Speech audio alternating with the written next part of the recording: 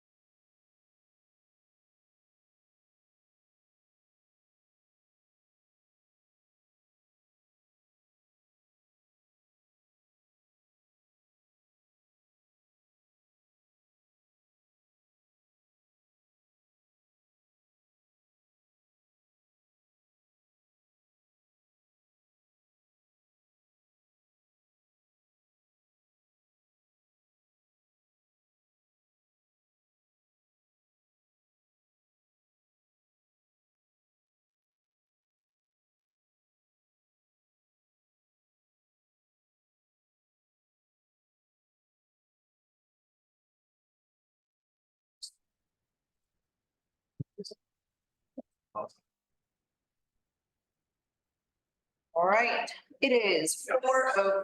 We're calling this meeting to order. First, the approval of the agenda. If we need to make any changes, additions, subtractions, now is the time to do so. If not, someone can say, I move to approve the agenda as presented. Unless you want to change stuff. I move to approve the agenda as presented. Second. Any discussion? All those in favor? Aye. Any opposed? All right, approval of the minutes An extra packet around. right here. Minutes, I looked at all the other stuff. I didn't look at this.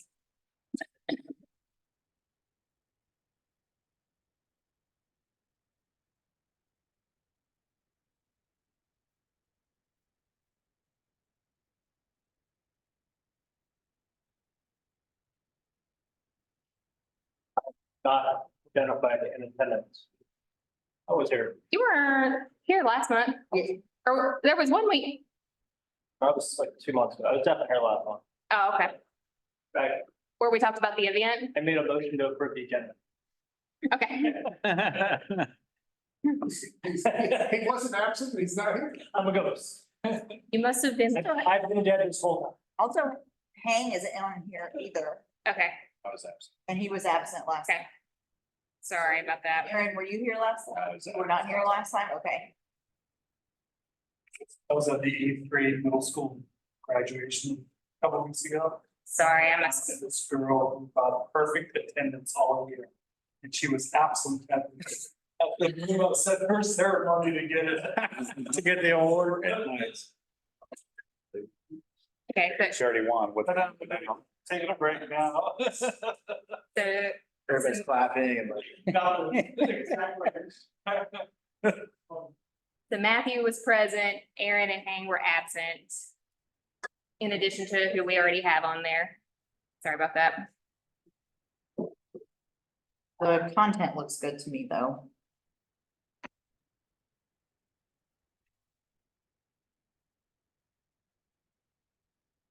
So someone can say, I move to approve the minutes. I move to approve the minutes with proposed changes. I'll second. Thank you, Nancy. All those in favor? Aye. Any opposed?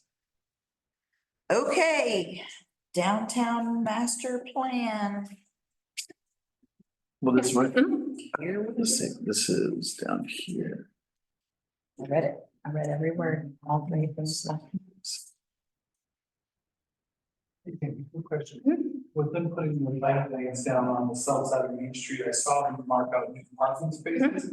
We gain or Yeah. lose or. Yeah, we gained quite a bit because they were all parallel spaces, Right. so now they'll be angled. I'm not sure how many exactly, but we gained quite a bit. Good question. Being metered. No, mm-mm. Wonderful.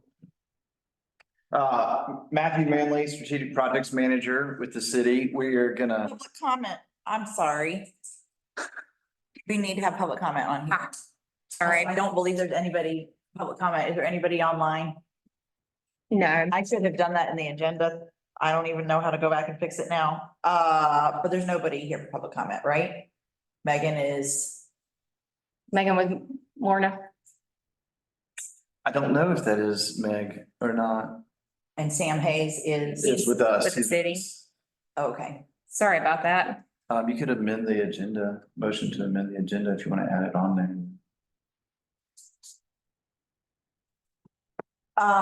Let's see, let me think of how to do this.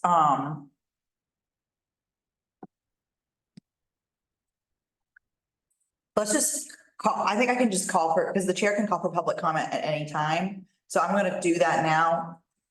Why don't you just make a note of that and let's just, we have it in the future. Yeah, But there, I don't believe, is it, unless Megan, are you public comment or are you? Yeah, I'm gonna ask. she should just unmute. Can't she? Yeah. Just to make sure. I think we're okay. Oh, there's. Oh, Berlin Bakery. Oh, I'm sorry. Unmute. I'm sorry. I thought that you were able to. Our settings must have changed. Well, welcome Megan. Megan, if you want to make a comment, raise your hand and we'll let you do it. Hey there, everybody. I just wanted to jump on and watch because I saw the email come through that it was meeting today and had some time. So I don't know if I'll be here the whole time, but if I need to say anything, I'll let you know. Yeah, thank you. Thank you for coming to watch. And we record them too, so I can let you know how to access that. Thank you. Yeah, great late night TV. That's what I do actually, but, okay, so I think that's all right. I think it's just that I don't want to go back and do the agenda. I don't even think we can actually at this point, as we already approved the agenda. I don't. I don't know. I think we just allow for public comment time. There's nobody for public comment, but Megan has an invitation to do so, so I think we're good. Okay, sorry, Matt, go. Yes, thank you. Matthew Manley, Strategic Projects Manager, City Planner with the City of Hendersonville. Came to you guys a couple months ago with a very early, some very early content that was going into this downtown master plan, which is part of the Gen H comprehensive plan for the City of Hendersonville. Comprehensive plans are visionary documents that guide decisions over the course of 10 or 15 years. They're based on a really robust community engagement process, unlike any other community engagement process that cities do, in terms of the level of outreach. And so because of that, and because of how long the documents kind of serve for, it's a really important piece of or component of the way the city operates. And so as a part of that, just a little background, we received a $50,000 grant from TDA to add or to do a deeper dive into the downtown, which we're referring to as a downtown master plan, and some specific components of that were desired to help provide guidance specific to downtown. We'll do a little bit of a team effort today to go through this. I've got Lorna Allen from Bolton and Mink, which is a consultant group that is assisting us with this process. She is online and she is going to go over the actual document that you hopefully received either an email or a printed version. You could even make her a co-host, actually. Okay. Yep. And hopefully you got a chance to review that. I heard some varying comments on whether that was achieved or not. It is, there's a lot of detail. It's only one chapter of a very large plan, which is like 300 pages. And this is like 58 pages, the specific downtown master plan. There's also the economic development plan, an implementation plan that has components of the downtown into it. And we're going to cover some of all that today, but it is a lot to go through. So we're going to take some time today to try and go through it at a high level. Lorna is going to go through the downtown master plan component with specific focus on the design guidelines section.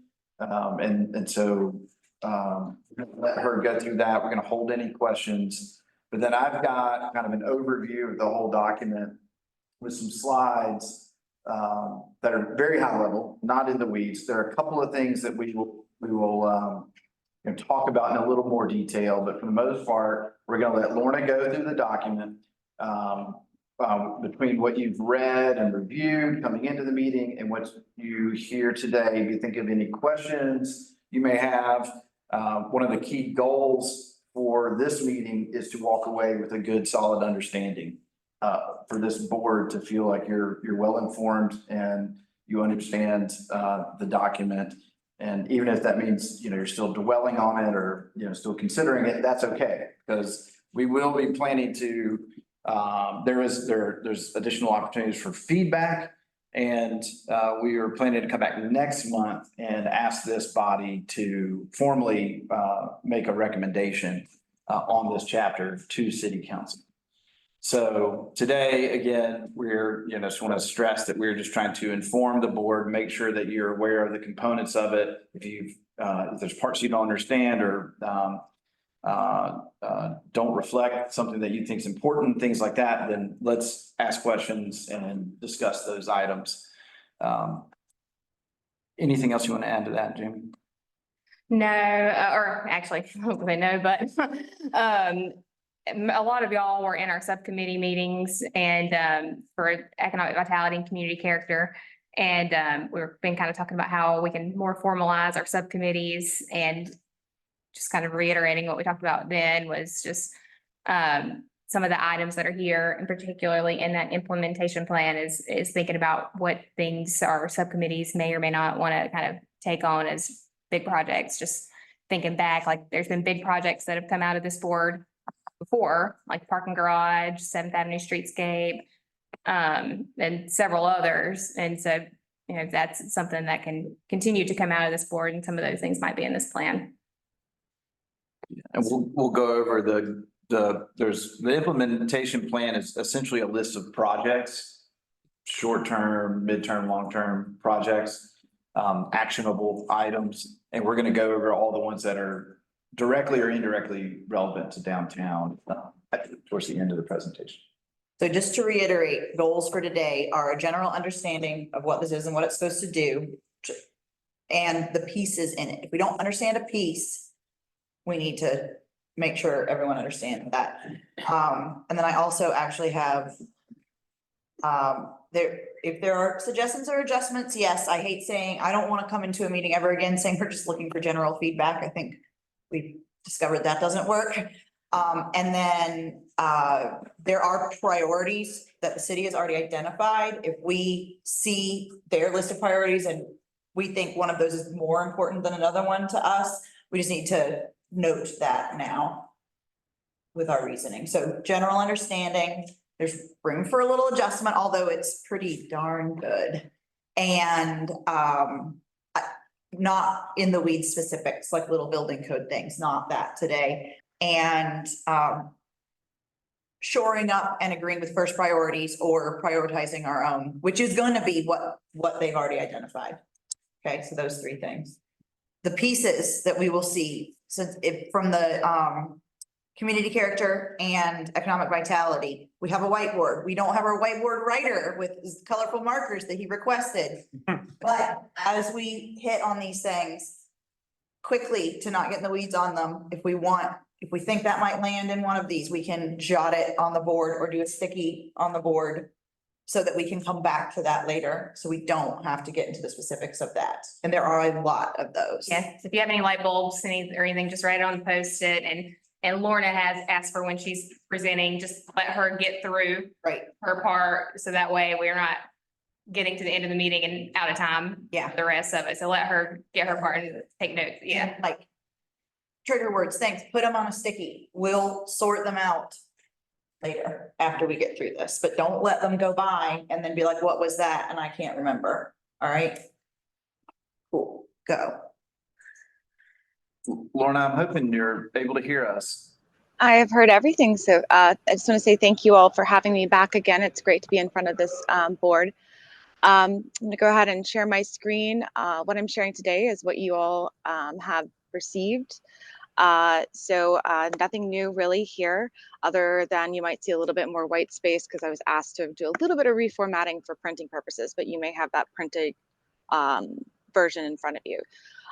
Just to kind of help you get oriented with this downtown master plan chapter, this is designed to fit very snugly into the Gen H comprehensive plan, but it also is designed so that it can be a standalone document to help inform y'all's most important kind of focus area within the community, which is your downtown, which is your center for commerce and your economic centers. So with that, the plan is organized in 4 sections. The introduction, which is generally just kind of an overview of kind of historic context and the vision and goals as they align with the Gen H plan. They are a little bit more specific to downtown, but are in line with the Gen H vision and goals. The community input section really just summarizes a lot of what we heard from you all, as well as the public, staff, and other stakeholders. There is a much more robust summary of that in Appendix D. We will also be discussing character districts, which is how we're defining the various distinct areas within downtown that have their unique character. We'll also be looking at focus areas for the entirety of the Gen H plan. There were 5. For the purpose of today, we're going to be looking at 3 of them as they relate to downtown. And then probably the most meatiest part of this document is the design guidelines. And those are going to set you up for guidance for what we're terming the public realm, which is building to building and everything in between. Site design, which is essentially how buildings, parking lots, open space fit within a site. and how building design should look and feel in downtown, and more specifically within these character districts. So as I mentioned before, we did dive into the historic context as it relates to downtown, kind of Hendersonville through the ages, and how the different development has affected the character and the quality of your downtown that you have today. We also did a dive into some of the more recent past planning efforts, such as your recently adopted pedestrian plan, plans for the Akusta, your bicycle plan, and also more importantly, the Main Street program and your MSDs. So we cover those briefly in this part of the report.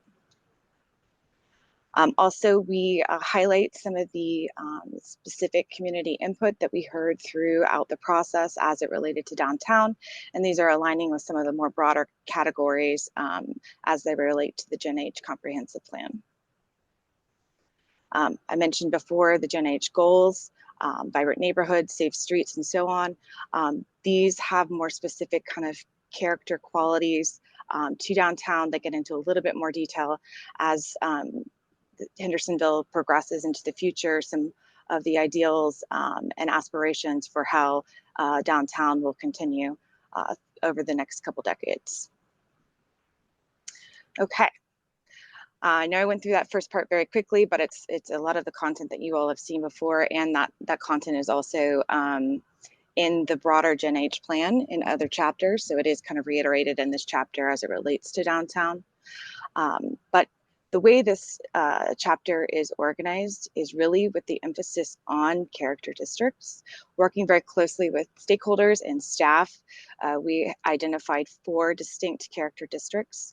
I'll start with the one in the greenish color at the bottom, which is termed Lower Trailhead. This is what we're seeing as an emerging district. It has a lot of opportunity here for what we call trail-oriented development along the Akusta Trail. Secondly would be the Main Street area, which is your iconic historic district, a lot of your Main Street shops in that business area, which is kind of in that purpley lavender color.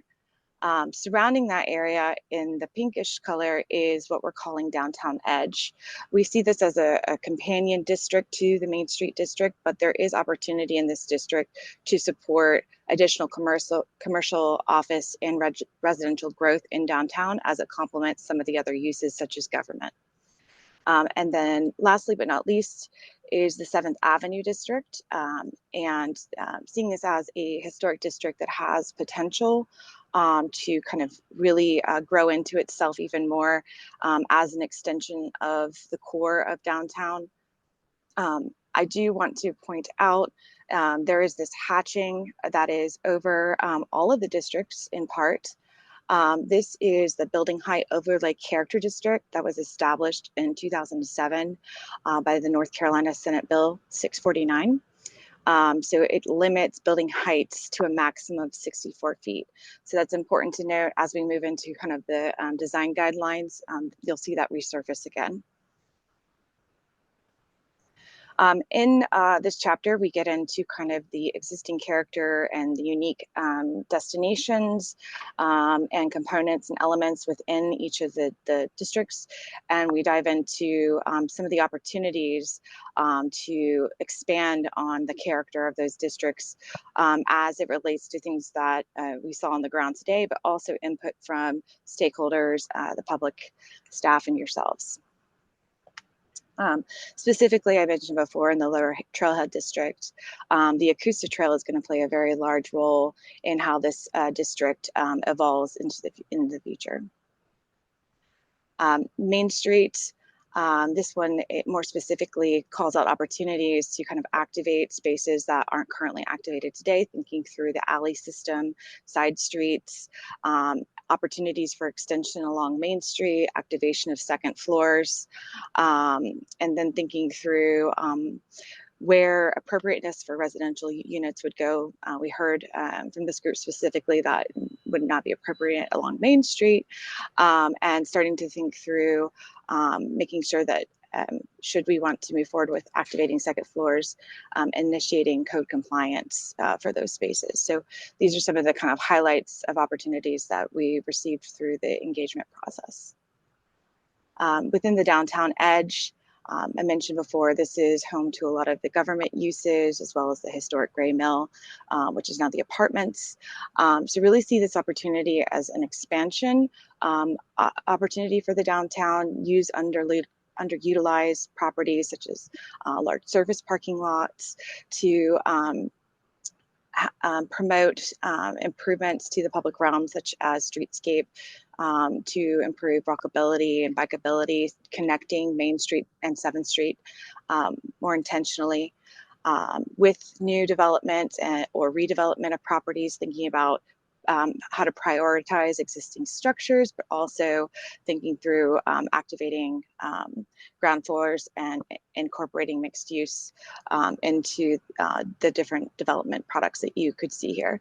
So it's really important to know that there's probably the most opportunity in this area to introduce more residential to downtown, and I'll show you that called out in a little bit later. Since much of the downtown along Main Street is very intact, we were asked to look to the downtown edge area for opportunities for focus areas of how these areas could develop. I just want to point out that this is a drawing, a concept that is one of 100 ways that this area could change over the next couple decades.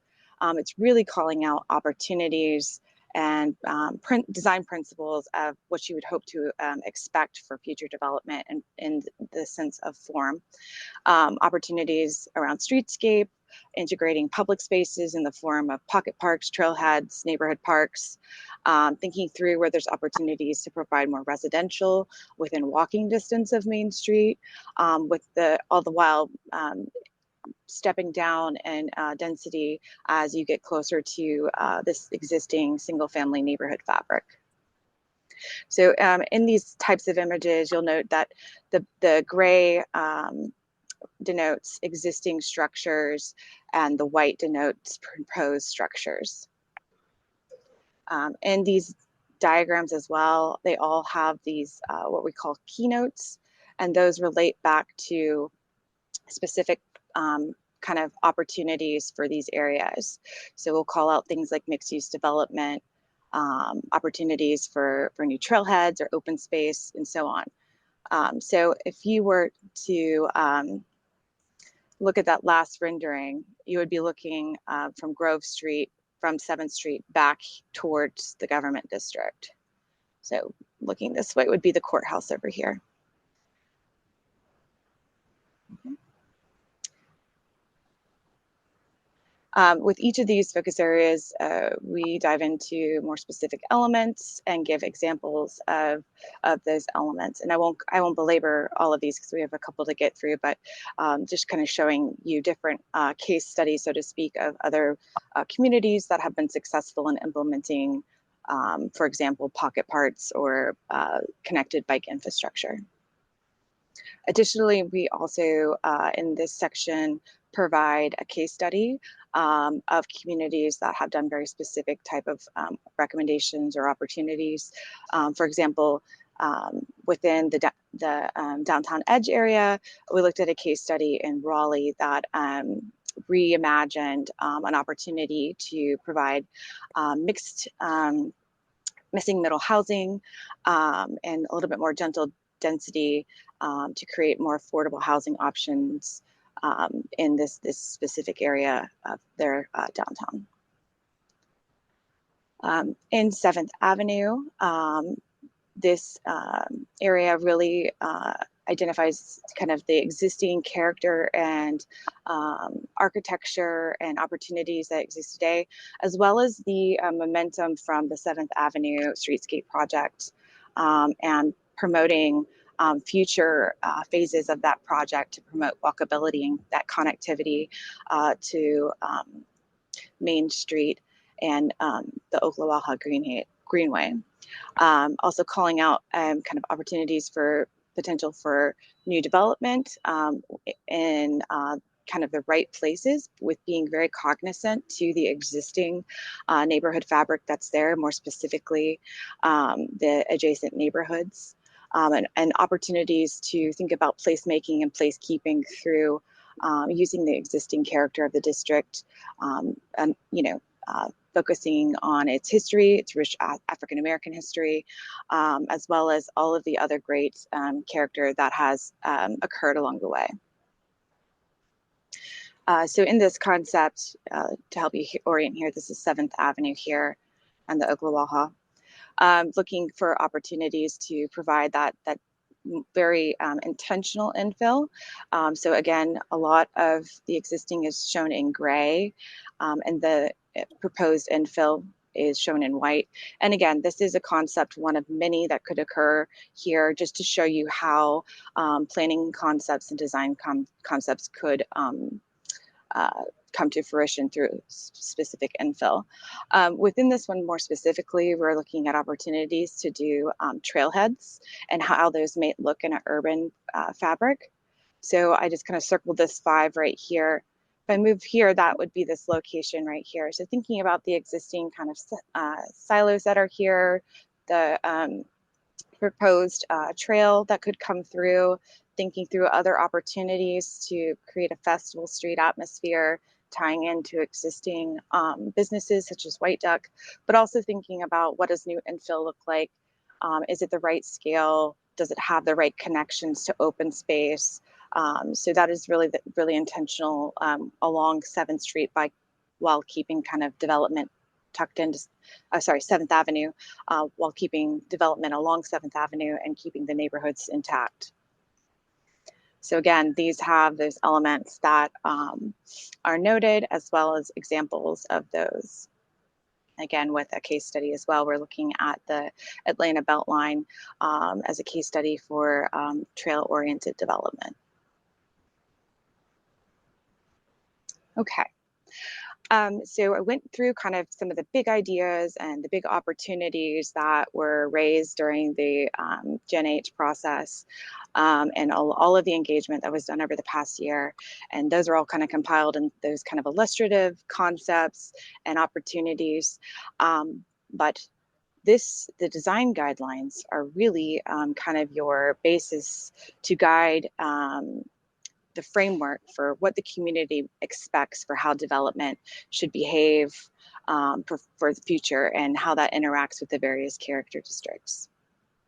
So as I mentioned before, this is organized into 3 sections. First being the public realm, followed by site design and building design.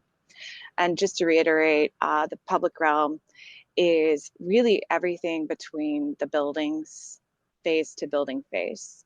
So that includes your street, how you park on the streets, your sidewalks, all of the elements that you may find along sidewalks, such as street furniture, bike parking. It includes how you cross the street, public art, outdoor dining, and so forth. So we're trying to capture a lot of those elements to provide some further guidance to how they could play into the various districts within downtown.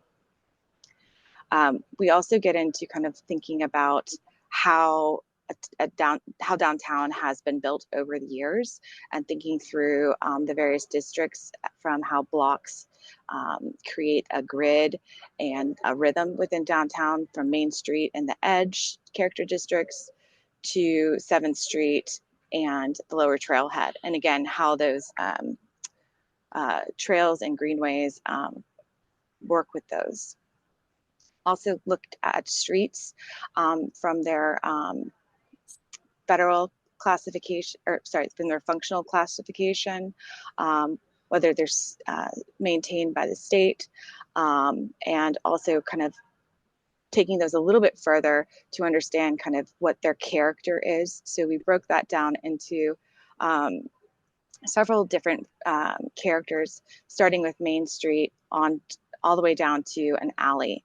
And we did this so that when you are looking at new development, you can understand what type of street you're dealing with and what the expectations are within the public realm. So we have those mapped here. And that aligns with what is expected within the streetscape zone. So we have that broken down by 4 specific zones. Your edge zone is really that curb and gutter zone. It acts as that buffer between the street, which could be parking or not. And this is really the area that includes the curb and gutter. That's followed by what we call the amenity zone. This essentially has your street trees, your public furnishings like bike racks, waste receptacles, maybe public art, wayfinding, and then your pedestrian zone, which is predominantly clear of any obstruction so that pedestrian travel can make its way through. And then we have what is called a building zone, which is kind of this space between a public and a private use. So you start to see things like outdoor dining furnishings, maybe small merchandise displays, those types of things, because there's more of a connection to the building in these zones. So it works its way from very public to kind of that semi-public space. Within all of these streets, we provide very specific kind of recommendations for what type of elements should occur there, as well as their dimensions. So each street has a section that outlines the different zones, where it occurs within downtown, and the type of elements that it would contain. So each street has a various section. And as you kind of flip through these, you'll see that to capture these, we do understand that based on some of the streets, they do range in right of way. So we account for that in the notes. So I'm just gonna flip through these. End on the alley, okay. One of the things that we wanted to provide you all with is the opportunity for retrofits.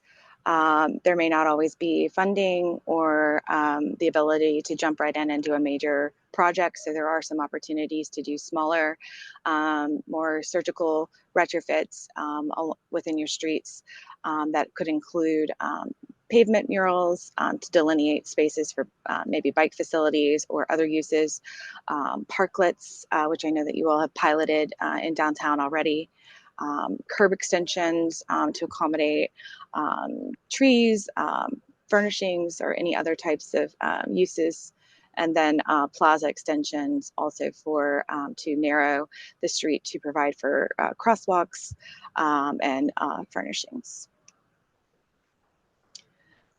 Within the public right-of-way and the public realm, we also provided recommendations for pedestrian and bike infrastructure, thinking through connectivity and accessibility.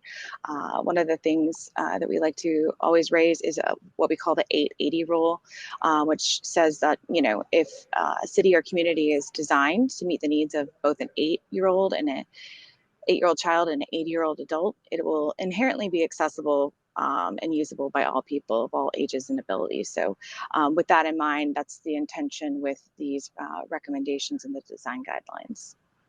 Additionally, we're looking at your on-road facilities, such as your multi-use paths, your bike facilities, as well as your off-road facilities where they're not aligning with an existing street, such as your trails and greenways.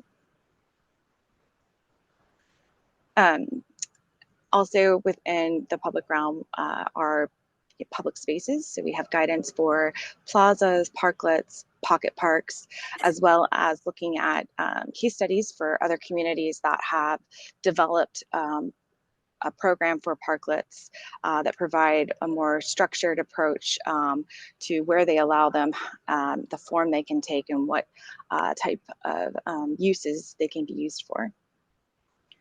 Also thinking through furnishings, such as where they, what type, where they can be located, as well as lighting and trees and landscaping. One thing that we had the request of is to provide recommendations for creative place making, such as wayfinding, banners, public art, and also some of the things that you already do, such as Artscape Hendersonville, and tying those into this plan. So some old, some existing, some new existing programs, and some recommended ones. With placemaking, we looked at, we organized it by district and by application, and then provided guidance on whether it is permitted or permitted with additional information as to how it can be permitted. So looking at ways to be more creative with site furnishings and installation, like sculptures, facade improvements, bike racks, parklets, cabinet wraps, sidewalks, murals, decorative paving, wayfinding, and ghost signage. Okay, that was very quick. A lot to get through. Secondly is site design. This is kind of getting more into what might seem like ordinance language, and that's intentional to help set you all up for a future ordinance update. So we look at frontages, whether they front primary streets or secondary streets, and how buildings should react to that based on their site placement. Looking at your build to zone, setback lines, building percentages, and provided some charts and diagrams and to provide kind of a little bit more guidance on that. Additionally, building height, looking at stories and what would be permitted within each district based on height and story, a minimum and a maximum, and then how those would be calculated. Within, I mentioned this earlier in the presentation, the building heights, really thinking through where it would be appropriate to have more height versus less height. So in this diagram here, you can see that in the Lower Trailhead District, looking at 40 feet, as well as in the 7th Avenue District, but in the Downtown Edge and the Main Street districts, those would go to 64 feet, which would be consistent with the overlay that's already existing today. Also guidance for how height should step down in relationship to other districts. Also looking at rear and side step backs, so that once two districts are adjacent to each other, how those transitions would operate in the event of greenway or trail frontage, how future development should be react and be forward facing towards trails and have physical connections to trails and parks, landscaping, how landscaping should be designed, and fencing as well, to serve the site design, screen uses that you don't want to see, and really enhance spaces that you want to be enhanced, as well as utilizing stormwater management and also location of those components. Additionally, with site, we look at parking and provided some ratios for those. Also structured parking and parking requirements, as well as thinking into the future, as we've been talking about trail-oriented development, where trailhead parking would be appropriate versus where it would not be, and what type of amenities would be appropriate in accompaniment with the trailhead parking. Also looking at open space on site, whether it be public on-site open space or private, and the types of open spaces that would be appropriate within a downtown, and based on the character district, which of those would be appropriate in that character district. So we have it broken down by character district, and then by type and use, and then denote where they are appropriate. And lastly, for the design guidelines is the building design. So getting into architectural character for all 4 districts. So we describe some of the more specific qualities within each of the 4 districts, and then describe the opportunities for facade articulation and massing, so that you don't get kind of bland architecture. You're getting varied facades that have, interest, changes of color, lighting, those types of things. Within the elements, thinking through where guidance for where entries and windows should be located, and the frequency of those, roofs to match kind of the pitches of the existing architecture and some of our more sensitive areas like Main Street. Thinking through how to activate ground floors and the design of ground floors to accommodate the right type of uses, more specifically along within the Main Street and the downtown districts, to promote this kind of great public realm. Looking into materiality guidance for how facades should be within specific districts. We definitely heard this group specifically regarding franchise architecture and provided some guidance with franchise architecture as it relates to the districts, and as well as drive-throughs and where they're appropriate and where they are not appropriate. We did look at signage as well, provided some guidance for signs within the districts as far as what would be prohibited versus permitted, and the various types as they align with the ordinance. We were also asked to provide some more specific language around advertising vacancies and what type of materials can be used to do so that you get a more cleaner, more straightforward approach, and you don't get papered storefronts and so forth. Okay. So I know I went through that fairly quickly. But I did just wanted to give you all an overview of kind of how this chapter is organized and kind of the key elements that are within it. And I'll hand this back to Matt now. Thanks, Lorna. Let me pull this up so you can also follow along.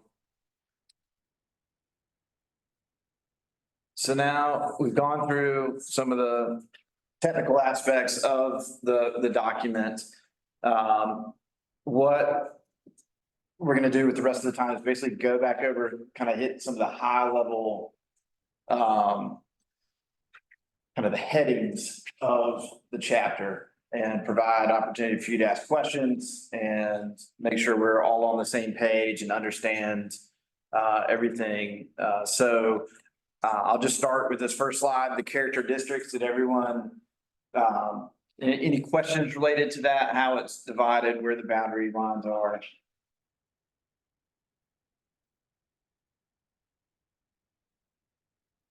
Good, okay. I mean, character districts.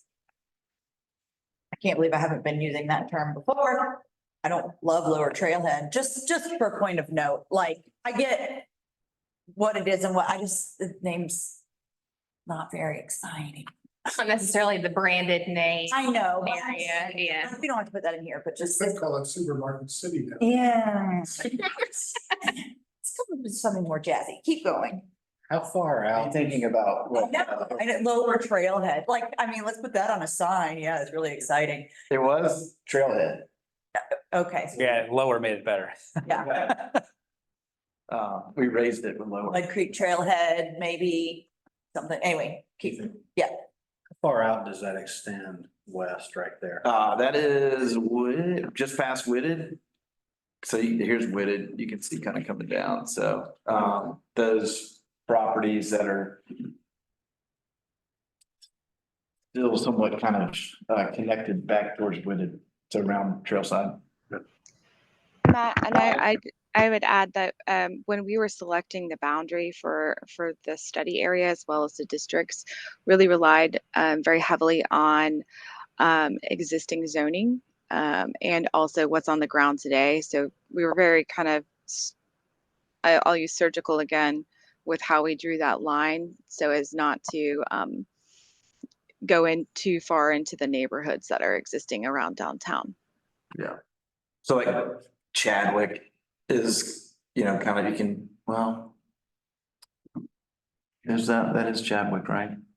So that's kind of used as a south end boundary, kind of up here 5 points, kind of pick some of those natural areas too. So like if we were going to make that an MSC one day, years from now, we would want to carefully look at the nature of everything rather than going by like, she said surgical precision by zoning, which I understand why they did that.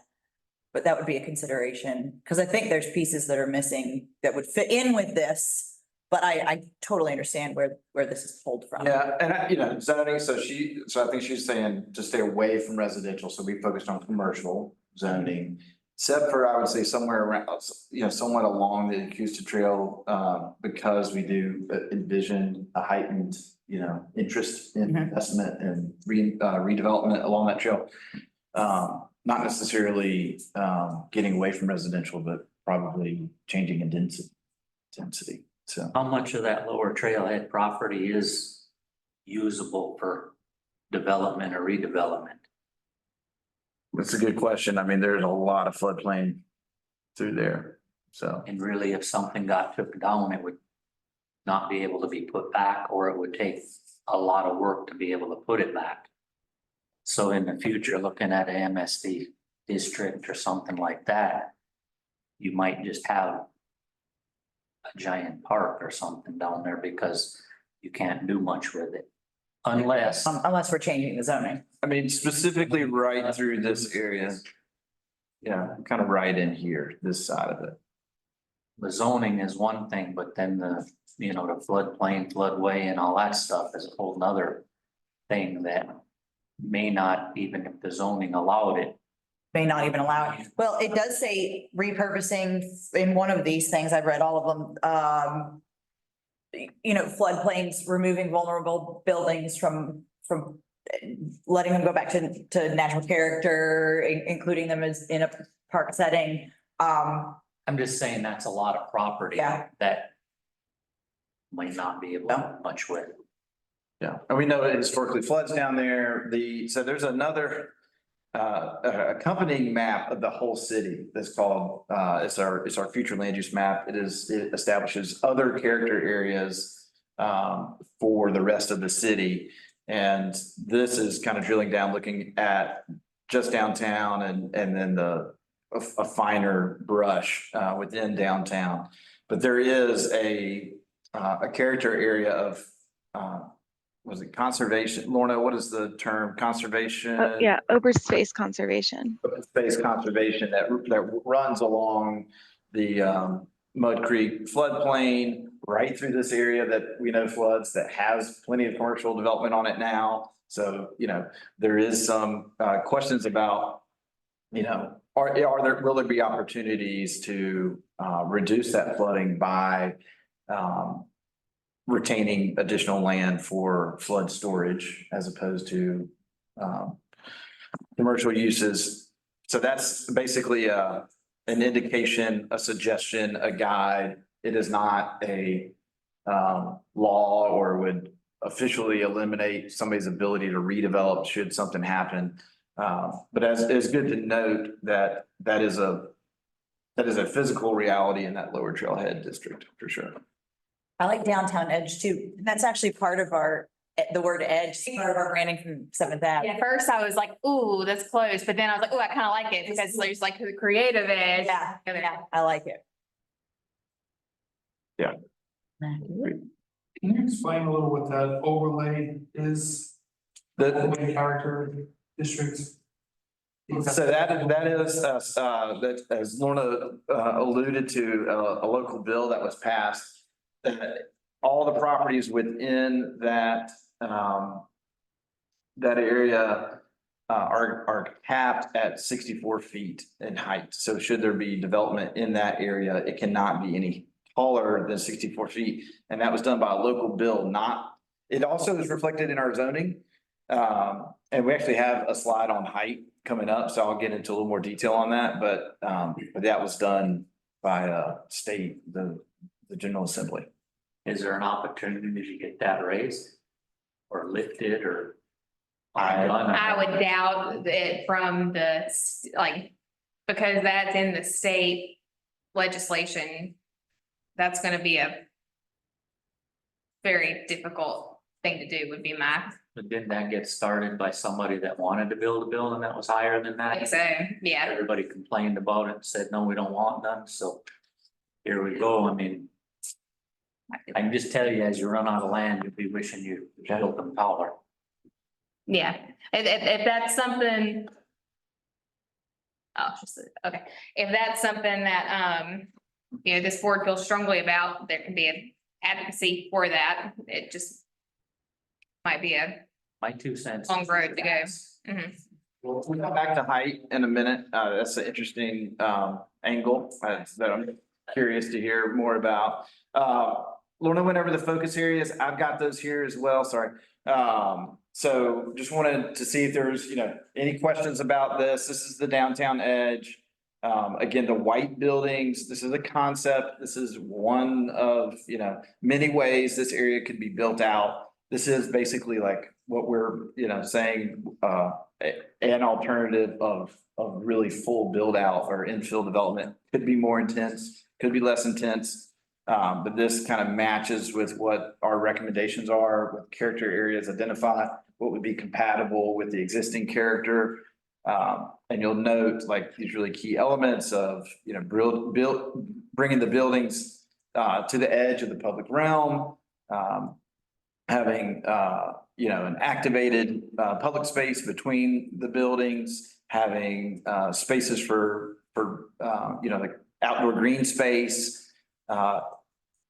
Infill development that's oriented towards a trail. You've got, potential Yakusta Trail connection coming through here or above the mud. Utilization of government buildings or government property for housing. A number of elements are illustrated here and then kind of taken down from a bird's eye view, kind of picking a point on that focus area and illustrating it further as to what it may look like from another angle. Are there identifiable buildings on this one or the last slide we were on? Or is this, That's Gray Mill. okay, so for a layperson, if you could identify one or two buildings that will exist likely into the future, that would be very helpful for orientation.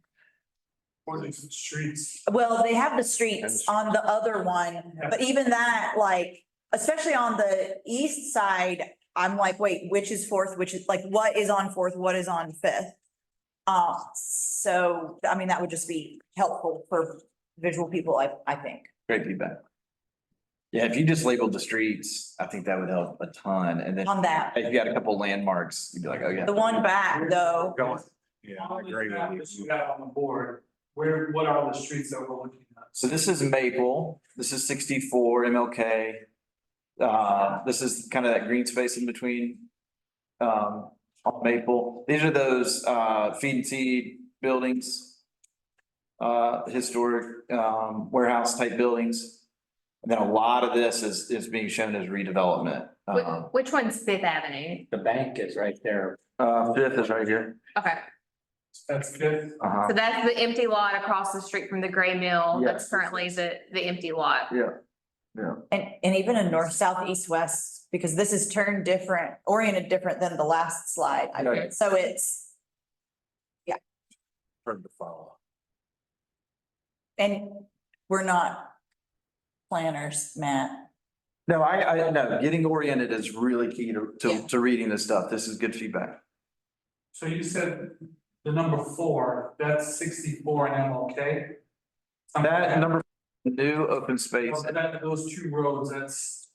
Yeah, that's coming into town and that's going out of town. And this is just like, That's an example of what could happen, but Yeah, just to- the map feedback is like, good, like, Yeah, so this is a concept of what it could look like if you took, especially the design guidelines and the principles that are in this master plan and you apply them to new development and you protected buildings that have existing character that you want to protect. So a combination of preservation and new development and good public spaces. So public investment, private investment, and preservation, those things kind of mixed together to see what your city could look like. There's, they've added some color here to try to, provide, some of that. in this slide versus the last one, like the last one, it was the white were like proposed or like potential, like could be like this. And gray is not. But then you go to the next slide And I expect to see the same gray, white differentiation, and it's not like that, so not end all be all, but that, I mean, if you were really proposing like this exact thing, I think that would be important. Yeah, it's good feedback.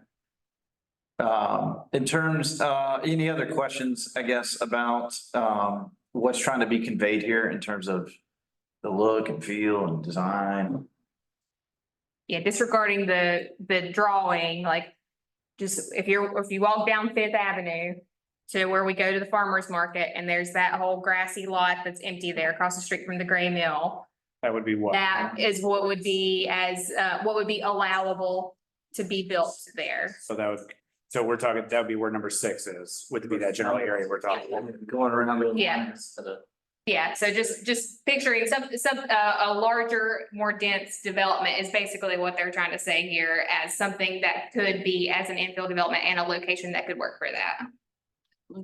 Right here is like a row of houses that are used as offices. No, And then there's, what is here, parking lot? I think this building's parking lot. is all through here. So that- Trust Bank or. So yeah, that's another one. Can imagine that converted to a green space. These buildings brought up close to the edge, got street trees between you and the building wall, and you're walking along the street.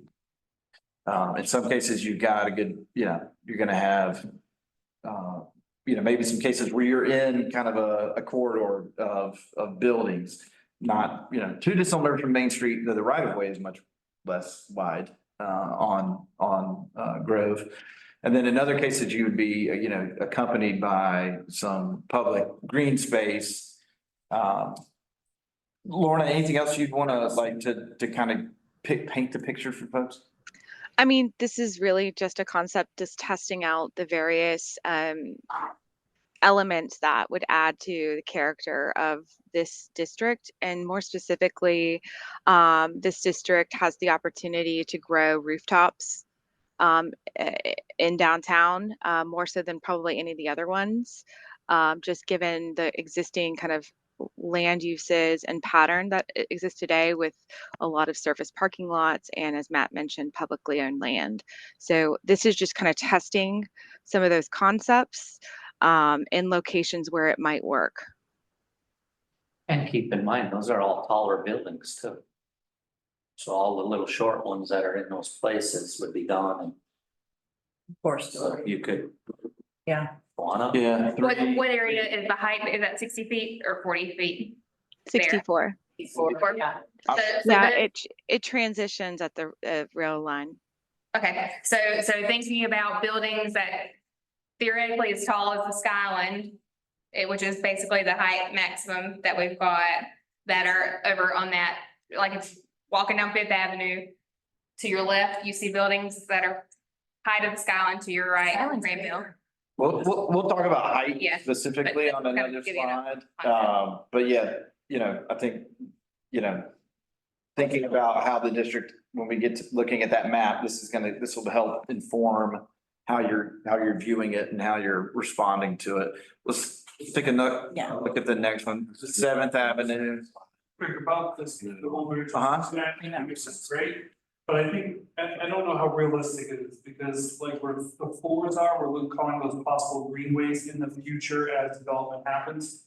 But right now, those are developed buildings, and the chances of us taking greenways or green spaces like where building 6 is and putting a building in it is much more likely than taking 4s and taking building and parking off of it. So this would just be all for private development. So like if they want, so basically if the bank sold, I understand. yeah. What I'm saying is the realistic of that happening is probably smaller than is better. So I think this is a little bit kind of misleading in my point of view, but this is. Yeah, I know what you're saying. I can appreciate that. It is very, it's kind of like an ideal Yeah, I scenario, but I will say Yeah. it definitely won't happen if we don't have it in a plan, and that's part of why we use these and why we wanted some illustrative examples, is to generate some ideas, generate excitement, give people an idea of what is possible. And then also utilizing these concepts it can be carried out further than just where this snapshot is, especially, I think that's gonna be really true on the trail, which we're gonna bring up. It wasn't in your chapter, but I've pulled it into this chapter for the purposes of this discussion. But, we're taking a snapshot of I'll just skip down that one real quick. Snapshot of the Yakusta Trail. So this is Canuga, Busy Bend, Yakusta Trail running through to Trailside and Whitted. So, it's a concept of potential infill development along that trail. Got an image of, some mixed use development back here. You've got Trailside and their kind of neighborhood center, commercial center. You've got a trail. You've got that kind of all depicted here, a lot of multimodal use. And here you've got these kind of townhome concepts that are oriented towards this green space. You've got buildings here that are infill oriented towards the trail. We would want to not just think about this section of the Yakusta Trail and be like, oh, we're going to try and do this. We want to take the ideas and the concepts out of this and apply it as development occurs anywhere along a trail in the city of Hendersonville, whether it's here, Oklawaha Greenway, Clear Creek Greenway, which is construction next year to connect the Oklawaha to all the way out towards Walmart. So as we develop our off-street bicycle and pedestrian network, we want to be taking these concepts and applying them across the city. So that's the other kind of goal of these focus areas. And so kind of thinking on that note too, what they've got in that downtown edge one that we were just looking at for the west side, that could be replicated just the same over on the west side where like the Dogwood parking lot is, that is a city owned lot. But, would have the potential for whatever we'd want to do there, which would be could be potentially a city directed thing. So it could apply really to both sides of Main Street. Absolutely. That concept. It looks like this is assuming the railroad is gone. You have the right of way. It's the trail. It is assuming an extension of the Yakusta Trail along that same line. Yeah. The uses are the railroad is gone. To at least this point. And there's two tracks that run parallel. So I think in this on 7th Avenue, you see, oh wait, you can't see. It's tucked away in the bottom. It is tucked away. Very low left corner. Yeah. So there's one line. Sorry, I didn't mean to interrupt. I'm trying to think. They run parallel and then they do come together, I think, south of here. So I think in this case, and Lorna, you may know better, it may be assuming an alternative route kind of adjacent to the right of way. Where are we at? Right here. This is Look at the maybe. downtown edge. Yeah, it says number 8 on the 7th Ave. Number 8 is the Yakusta Trail. So I guess the tracks would go next to that. Yeah. So we're just in this concept, really just testing the opportunity for the Yakusta Trail in this location and really more so testing trail-oriented development and the elements that we would want to see along the trail in this area. So that's kind of the nod to the tracks there, just to help with the orientation. Yeah, there's a number of ways it could go. We're studying that right now. There's a project feasibility study called Above the Mud that's looking at the various orientations of connecting where the Yakusta Trail is going to terminate as part of this current project to Oklawaha / 7th Avenue, Oklawaha Greenway. So that could take a route through a more natural area along floodplain. It could take a route through a more urban area along streets and, having some multi-use paths, or it could take a route along railroad, depending on if we're able to attain that right of way. So those discussions are happening. We've had some discussions with the WACO about, extending further along their lines. So, yeah. So all that, because all those conversations are already happening, it certainly makes sense to have, you know, what a 20, 25-year vision of the future, incorporate that. Speaking about that, like the picture you have of the trailhead with the nice looking park. And a lot of that is, again, building. Does this Gen H project have any sort of plan for city purchasing property from privates in order to facilitate this in 10, 15 years? There's guidance on that in one of the other documents, so that would be a possibility. Or encouraging private development. There's a lot about that. Not in this, because this is just a slideshow for Matt to use to go over this, but it's in probably the implementing or realizing the vision, I think, is where that is. So I will say that this is a guiding document. This is a very high level document. So implementation strategies, which we're going to get to towards the end, you'll be able to kind of see and kind of gauge the level of specificity that they're at. A lot of it has to do with things that we're already working on as staff that are already, and so those are going to be more specific. Things that are further off in the future, longer distant, are going to be less specific, and just try to put together some framework for us to have a point to launch from, right? So this is very much trying to lay it out on the table of a vision for the future for us to work towards. And the projects and the implementation are going to be at various stages, based on where we stand today. So Also a flexible document. This is not like a, No, absolutely not. But Okay. This image is very poignant. It looks beautiful. it's beautiful. You could have this next to trail side. That Let's do it, right? Yeah, it's just an example. The reality of it is this is private land that has a building on it with stores in it.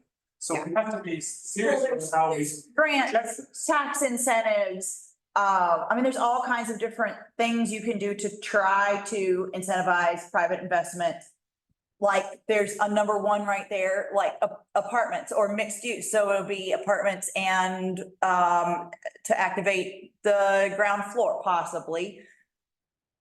Some of it is park though, because there's park right over there. But I mean, this is what we don't want to do. We could acquire some of this too, maybe.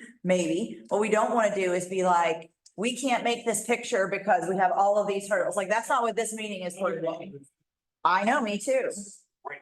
I just want to make sure that if we propose this to people, that there's some sort of reality. Well, some parts for stuff like this, what you're saying too, is like, so if like a private property lists it for sale and sells it to another developer, Sure. it, by what they have in this comprehensive plan, not just here, but in the whole overall plan, if it has what, things that we like and we want to see, that will inform on if it's approved or not, potentially. There's also guidance on like requirements for green space, depending on what character district it's in and what type of building it's in. So that you can, and how much of it has to be public versus private.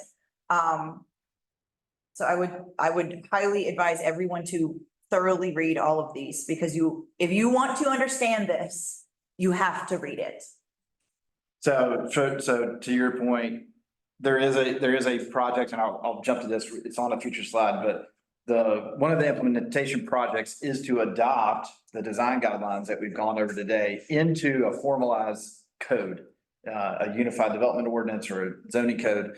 And the standards within that code would dictate, it would be development standards. So depending on the level of redevelopment, if there was, say someone's gonna, bulldoze the building and they want to rebuild, well, there are, to Carolyn's point, the 30% of the space may, depending on what the development standard is, has to be dedicated to open space, and you have to provide a certain amount of public amenity, or you design the public realm with, 5 of these 15 elements that you can choose from. And so this is just one way that could play out. And then, I think they did a good job. This is gonna play out.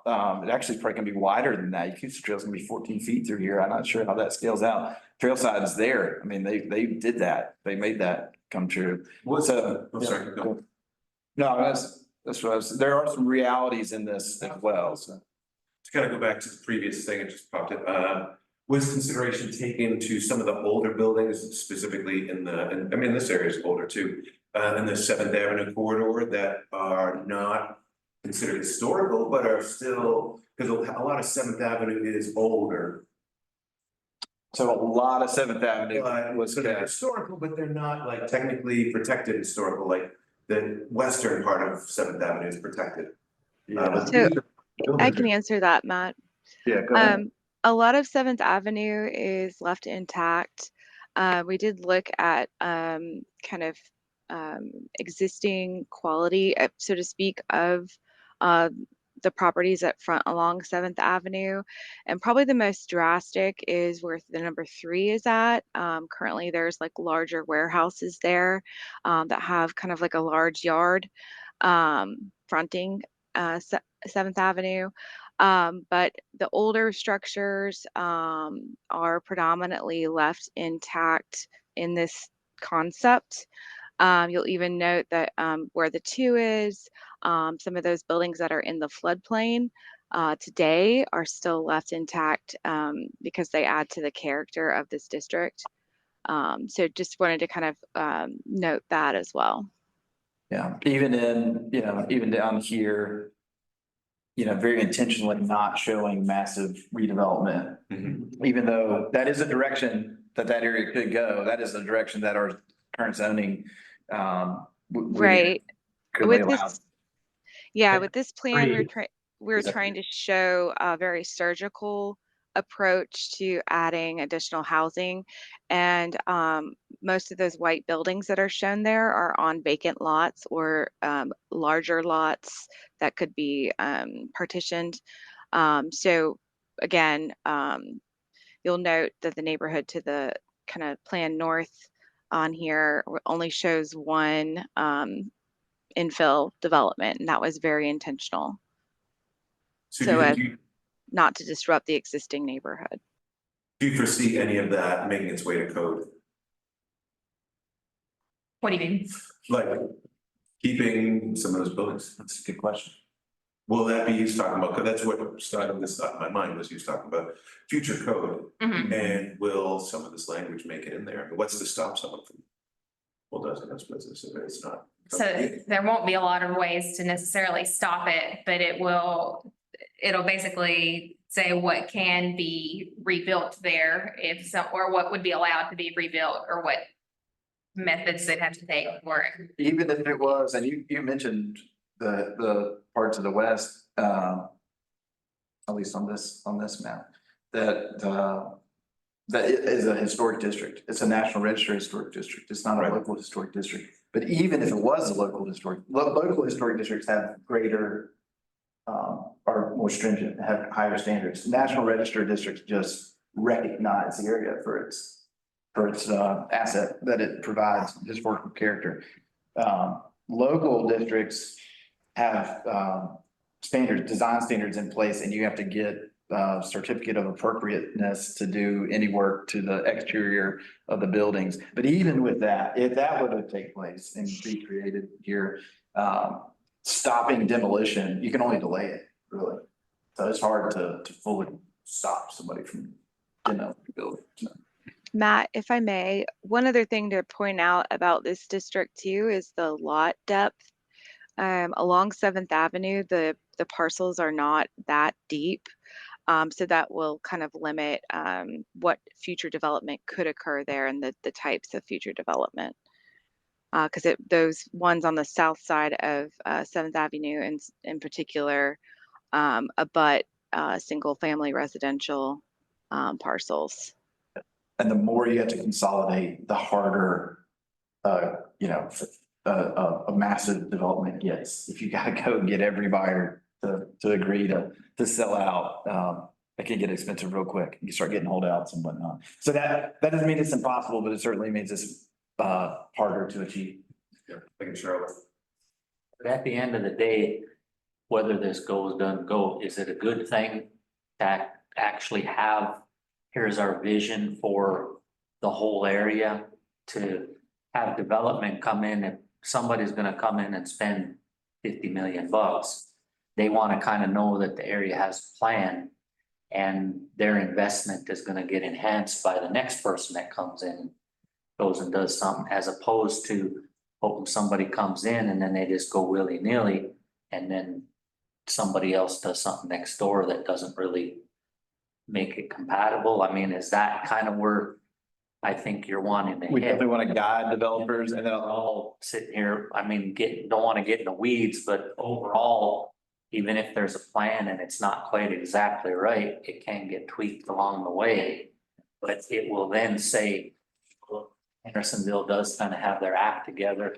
They are headed down this road, and obviously this does look real nice for somebody that's gonna come spend some money here, I guess. Some of the more specific pieces also say like, do what's suggested if we can't, but what if this is not really feasible, then do this. And if this is not really feasible, then do this. And if this is not really feasible, then have the community development director decide. It says it a bunch of times and it really does. So there's a lot of flexibility. flexibility, yeah. But like the Akusta, like the Lennox Park piece, like these folks would love this drawing, this rendering, like it's already almost what it is, but they would probably do anything to make it more like this. Like they would go find friends that they know and be like, hey, why don't you develop this other thing? Or let's develop this together. Like people, we want to attract developers that have that overall vision for the really long play. And the people that have developed Trailside, they are from here, like they care about what happens here. Like they want to make money, yes, but they also like want their offspring to come back here and enjoy this and be like, my parents helped do this. Like they have emotional I investment. think they call them offspring, like at Christmas. Yeah, sorry. I think we probably should move it Okay, ahead. well, was there anyone we didn't, want to make sure everybody got a good look at this one. I think we kind of skipped over this one. But yeah, okay, and there's really. It's gonna look a lot like that when it's done, except for that building right there. What's it? I'm sorry. This is White Duck right there. Yeah, White Duck right here, Boxcar right here. Railroad tracks. right here. Okay, good. So that is the building across the street that you're seeing. This is the depot, and so you're kind of looking right through here. Okay, so those are focus areas. Great discussion. Appreciate it. So I'm gonna go back through all the details of the design guidelines real quick. Just kidding. So this is just, a screen that, there's three main things: the public realm, the site design, and the building design. Those are the components of the three major components of the design guidelines. So under public realm are these elements that they studied and addressed from blocks, streets, bike ped infrastructure, and public spaces. I'm sorry. Yes. Okay, this is a wonderful map. The page before, this is page 220 and 221 in the Okay. the big document. And there is also the list. It is a like a spreadsheet of their color coded. Can we have the color code thing in the middle between or on that page? Because it's actually, yes, it's with the map, but we need it on the page, on the 2 pages prior. It's just, this is like another I really didn't think I was like this visual of a person, but apparently I am. The color, I found this to be like in the definitions of the streets. Really, really, really helpful, like to determine the broader sense, not just downtown, of what 220, 221. Well, it's indicated. Are you just telling us that we need to have the key on that page? Color key, yes. Okay. Sorry. And the streetscape character, I'm sorry, you don't need to go.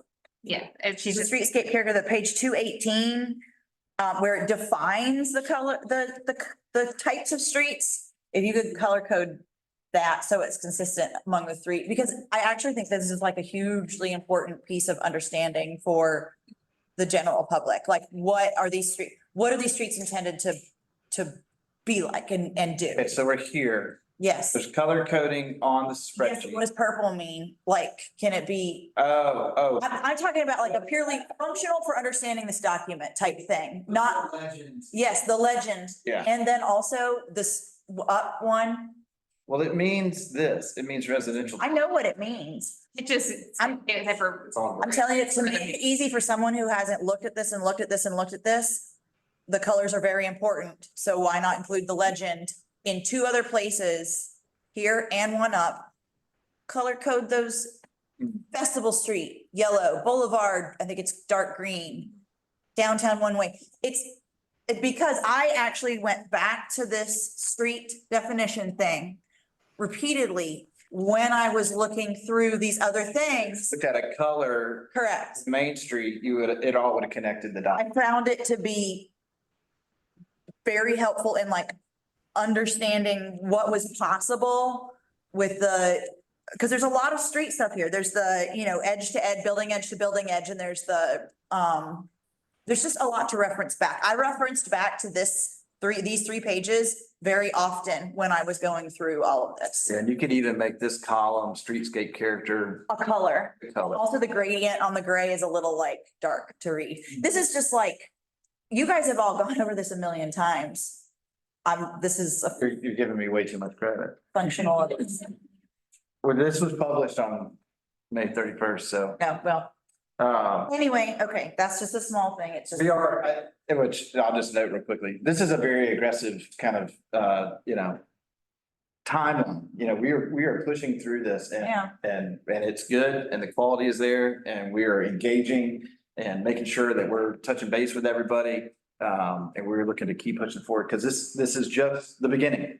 We're wrapping up a plan that we then have to go implement. And it's the launching point. It is not the end of anything. It's just the beginning. So we're ready to get into it, right? To get Yeah, into the implementation. let's pull that presentation up. Okay, so public realm elements. Any questions on public realm elements?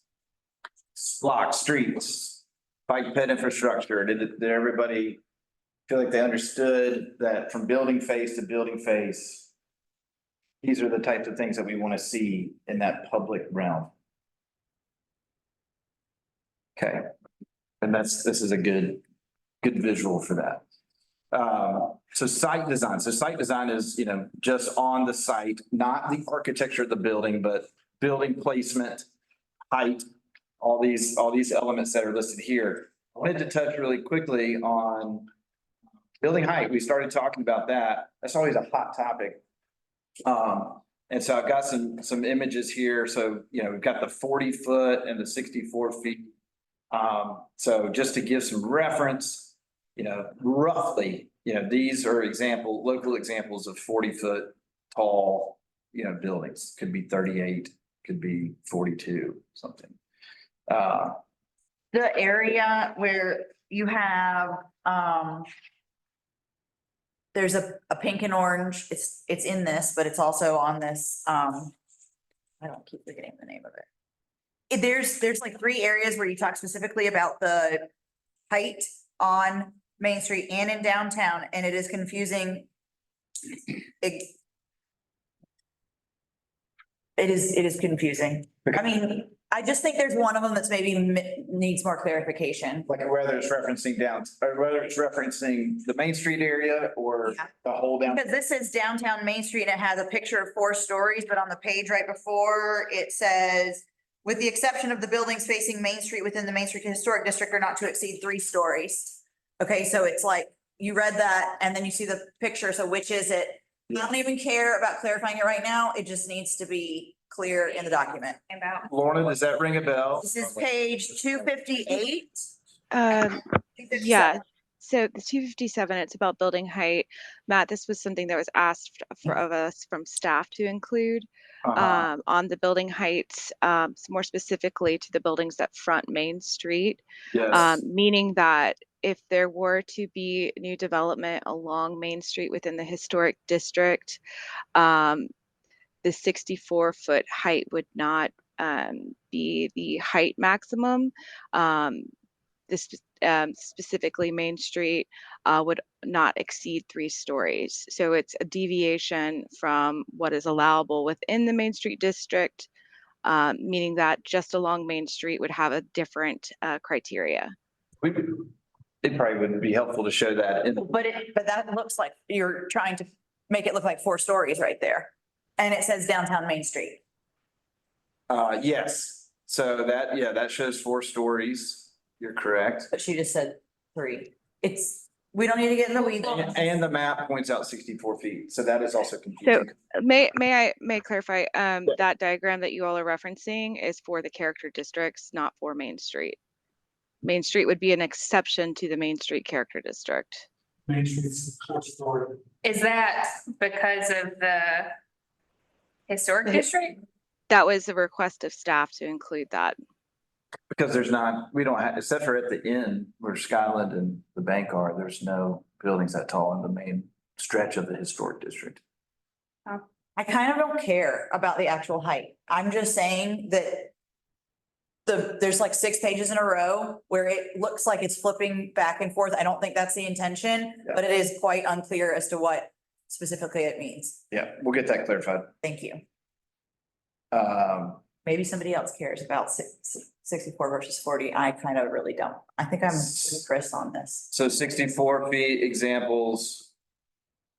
Roughly, this is kind of how they relate to, you know, what we were just talking about, which is the 2-story, 2.5-story, 3-story buildings on Main Street, a lot of 1-story buildings on fronting Main Street. This is how those 2 examples relate. You can kind of see that relationship here as well. And then, you know, here, there's less of a step down, but. So that gives you an idea of what 64 feet looks like, what it looks like in relationship to other buildings. This one's a little bit less than that, but another good example. It is not that tall. It would have been if we had the other floor Like a above it. roof. Because they took it down a floor. 58. And 3 stories of structure, right? Mhm. And then the tower goes up to a 4th story. Um, So that's probably 50 at the tower. it says something about, like ground basement stories and something about the tower or top pieces, like don't count. Towards the overall height. the overall height. Doesn't count, the parapet does. Yeah. Yeah. But that's in here. Wasn't there a big conflict about the height on that? Because Yeah, that's why it didn't state. Taller than the courthouse or something like that? That's why it was sent to the state legislature to have that 64-foot requirement. So in North Carolina, if the city, the state can basically tell the cities what they can or cannot do. So they had a bill introduced, however many years ago that was, Right. that to restrict that because of Because of the parking deck? no, this was. I thought that's what you were saying. Yeah, I was saying. Because it couldn't be taller than the courthouse. No, there was a development that wanted to happen 10+ years. I'm sure Chris remembered, it was before I was around here, but The sun, 20 years ago. Yeah. I know what you're talking about. It wasn't that long ago. There was some sort of height thing and yeah, it had something to do with the courthouse, but it wasn't that long ago. that was where they kind of came up with that justification for the height. that is part of it. The 64 feet is based on Courthouse. maintaining a view shed for the courthouse. That is the basis behind it, but I don't know that there's, On the hill, it had to be a lower height. well, it doesn't get into the Cedars is gonna be way taller and all that. Yeah. So a little bit off topic. Glad to talk to you guys about that. I don't think the parking deck ran into that though. No. But I could be wrong. So height, we'll get that clarified. One thing I wanted to note is what is being shown or recommended is not that much different than what our current zoning allows. So the height, even though it's a hot topic, we're not really proposing to change a whole lot.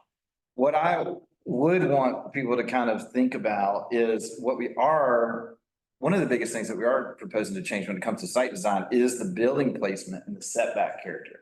Whereas right now, our zoning along, Spartanburg Highway, parts of 7th Avenue, 64, our main arterials, Asheville Highway, are C2 or C3 is the zoning district, and those have like 35-foot front setbacks. So the building cannot be placed any closer to the property line than 35 feet. Can you define setback? What is Setback is where the building cannot be, yes, the yard, essentially, the space between the property line and the front facade. What is step back?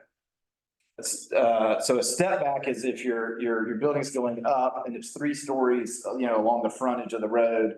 And then as you go towards, like maybe there's a neighborhood behind it, you're stepping down.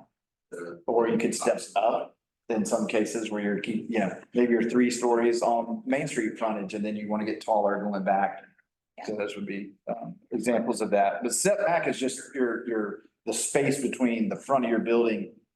It's more horizontal, the front of your building and your property line. What these design guidelines are proposing is, and I should have pulled up an image of this, but these are good examples. These are all brought up right up to the public realm. This has some nice green space, but it's still not too far back from the road or from the sidewalk.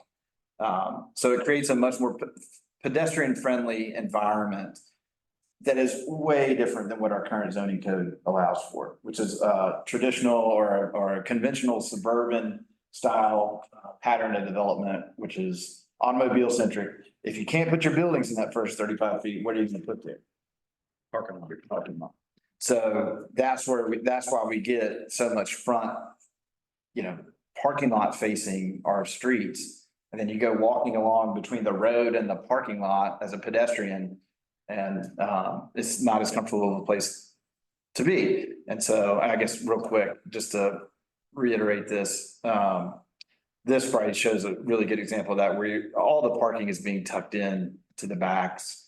And so these are kind of key decisions that are being made to support a pattern of development that we want to see. So that, not in C1 or downtown, C1, that zoning district allows kind of what we see around here, but you start to get out of downtown and that really goes away. And these design guidelines because the boundary of the downtown area is expanding, that would be much more drastic of a change in terms of the zoning code than the building height would be.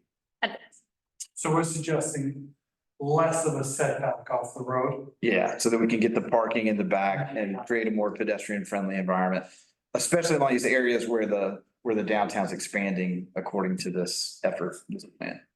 The minimum requirement is 2 stories, just to note.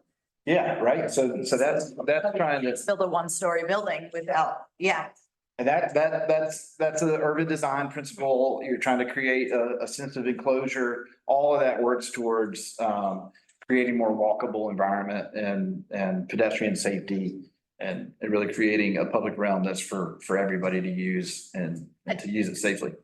I just want to add, since that got brought up, there is an exception of accessory structures that are called out, and those may include something like a kiosk or a restroom standalone facility, something like that, where it would not make sense to be 2 stories. Right. I do think, especially if Chris brought up about the building height, that's what is in the state law, the 64 feet. Which that's something for a big conversation for probably another day, but, with that conversation on the 64 feet, one question I have, which I'll come back to, is that 3-story, 64 feet, that was staff recommended and what that means, but also like some of the height requirements that are currently allowed, you said in this, are actually reduced, correct? So a small little area where it's zoned CMU over here where the police station is and fronting on 64s. CMU allows 64 feet if you have at least 3 stories of residential. So we're saying 40 in this map. So that would actually be a reduction in height versus what our current ordinance says. What's the police And- station? You It's probably 35 feet. Yeah, it's not. And Matt, I'll just add, that was really intentional based on existing character of that district to not exceed kind of what's there existing today by a considerable amount. So Yeah. wanting to make sure that whatever future development may occur, that it is consistent with what's, the more historic buildings. There's definitely a theme there, if you've been following with what we're saying around Seventh Avenue. So building design is the next element, just more the architecture of the building. And facade articulation, the building elements, signage, things of that nature. We've been at this for a while, so I want to get to a really important thing here. Any other comments? Building design, public realm, site design, all good stuff. The implementation plan. So this is chapter 6 of the comprehensive plan. There are 10 goals in the plan. Under each goal is a list of projects, implementation projects. There's, 4 to 8 different projects for each goal. What I've done is pulled out the projects for each goal that are directly or indirectly relate to downtown. And so that you're aware of those. And I think what you'll see as you read through these is they may reflect, this is, some of the questions I've heard, some of the statements I've heard throughout our, the last year of engaging with you guys, I think are reflected in this section. So first one's about establishing local historic districts. That we touched on that, so 7th Avenue.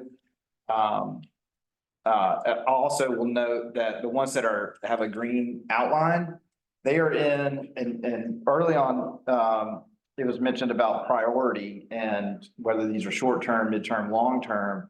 That prioritization of these projects and when they occur is going to live outside of the comprehensive plan. So it can change so that we can decide, we can have control of that. We don't have to go amend our comprehensive plan if we decide that this one project is going to be a higher priority than this other project.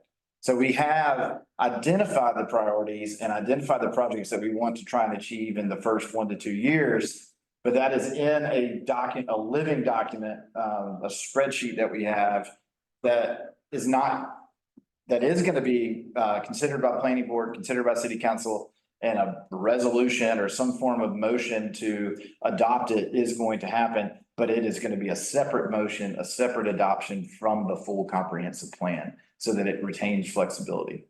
So I just wanted to note that there are two kind of separate things that are totally related and intertwined, but they're very intentional about separating out one.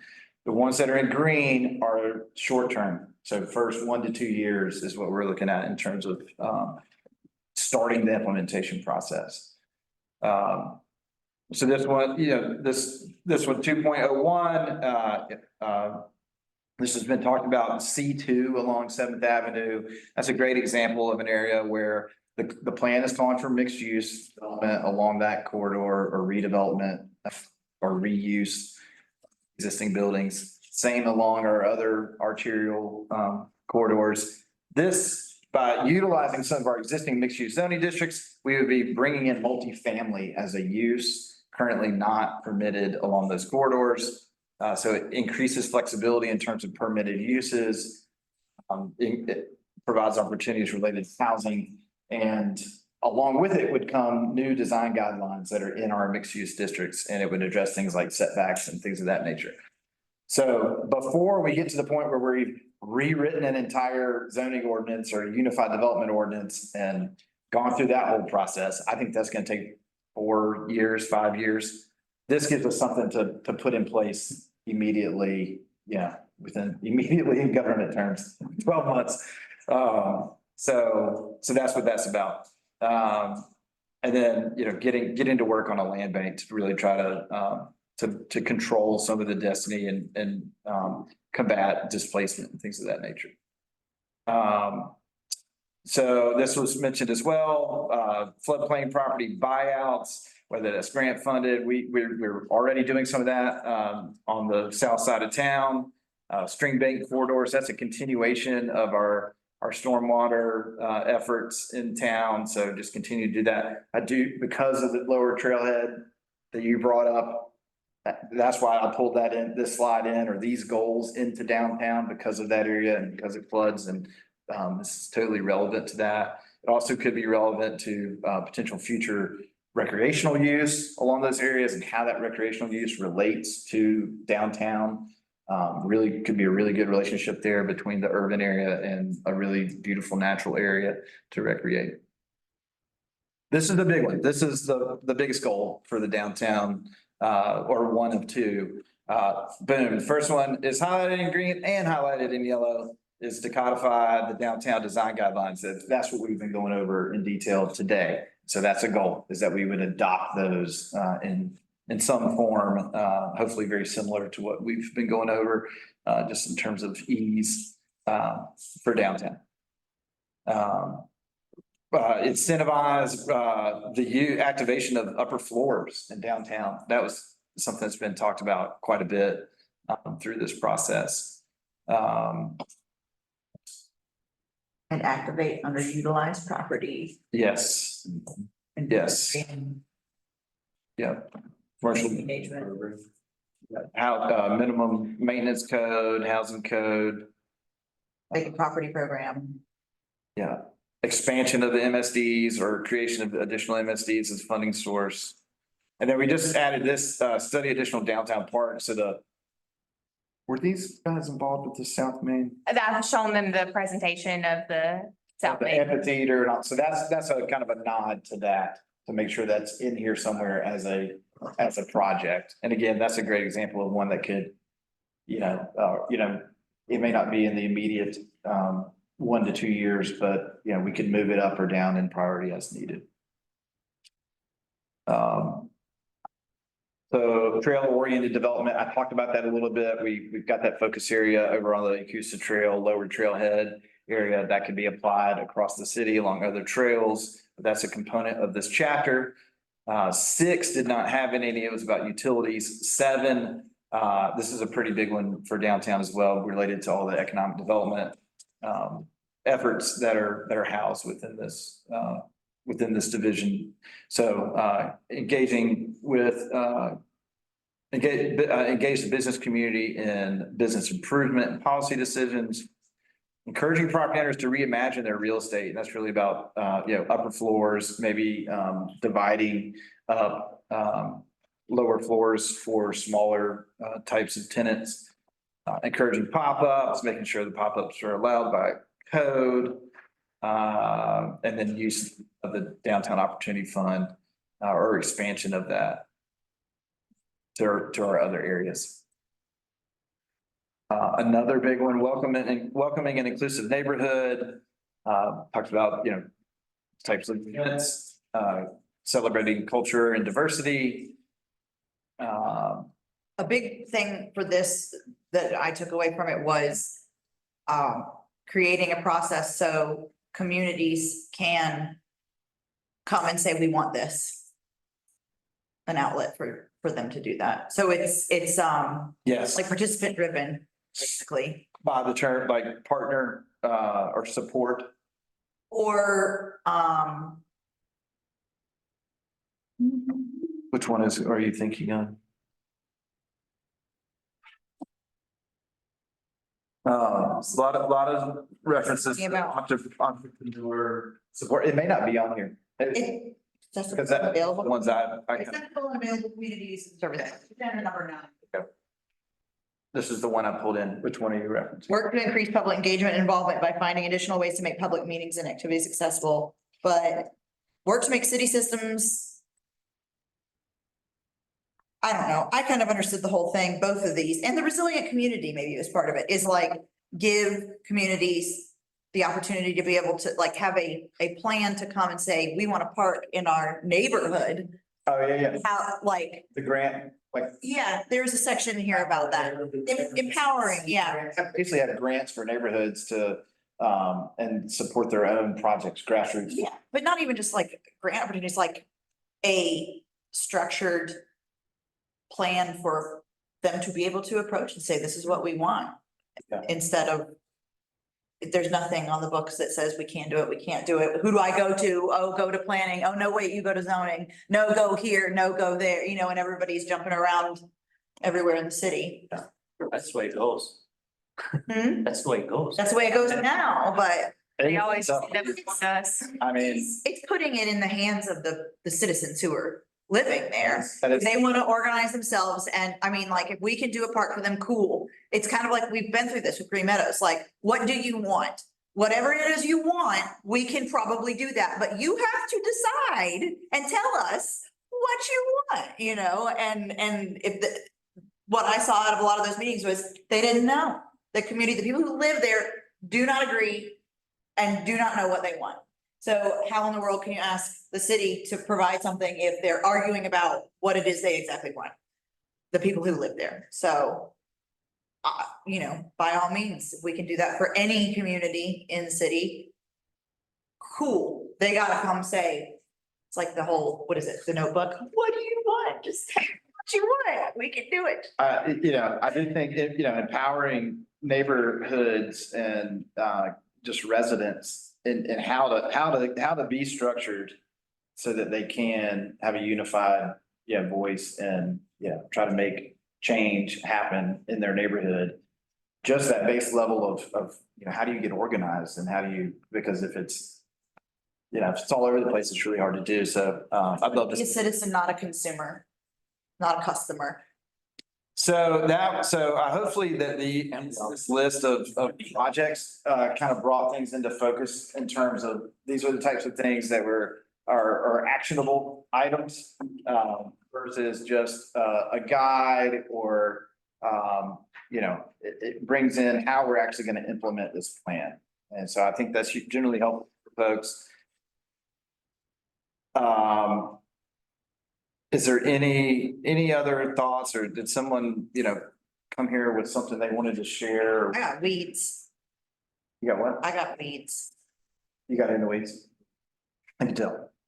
I mean, there's more, but When you started getting into the street typology, I knew. I'm not gonna do it I knew right that. now, but there's a few things that you need to see that I need to tell you, So but I don't have to do it in this meeting. We'll talk about feedback quick, so this is a good segue. So, couple of ways. One is we have right now, we're really we're in this time frame of taking public feedback on the draft document. And that's coming to staff and to the consultants. And then we are going to take that, filter it and focus it towards city council and the planning board. And then the planning board is going to make a recommendation and their recommendation is going to further funnel that to city council. And then city council, all inputs are going to go through city council. So that everything is focused on them, and then what feedback they give after their public hearing is the official revisions that will be made to the document. And then that official revised document will come back to them for adoption. So we're starting with, right now, we've got this open survey link, publicinput.com, Gen H final. You can go on there. It's just chapter by chapter. You can go in there as individuals. You can go on there now and make any comments on any chapter. And there's much more that this is just one chapter that we Right. looked at today. Yeah. I will say that overall, there were a lot of points to this process where I could see how one would be unsure if what was being said was actually being heard, but it is clear from reading these that literally everything we said was heard. And I don't know that I could find something that had gotten mentioned that wasn't included in some way, shape or form in these. And that's not just from us, that's from, like I did there's a business focused one, and there was the downtown public one, and there was the library stuff. And I mean, I want to read the rest of the entire document, but I think there's probably very little that was just dismissed without being included or addressed in what I've read, which is awesome. That is great. So in terms of feedback from this board, a couple of things. One, if you've got additional feedback, get that to me.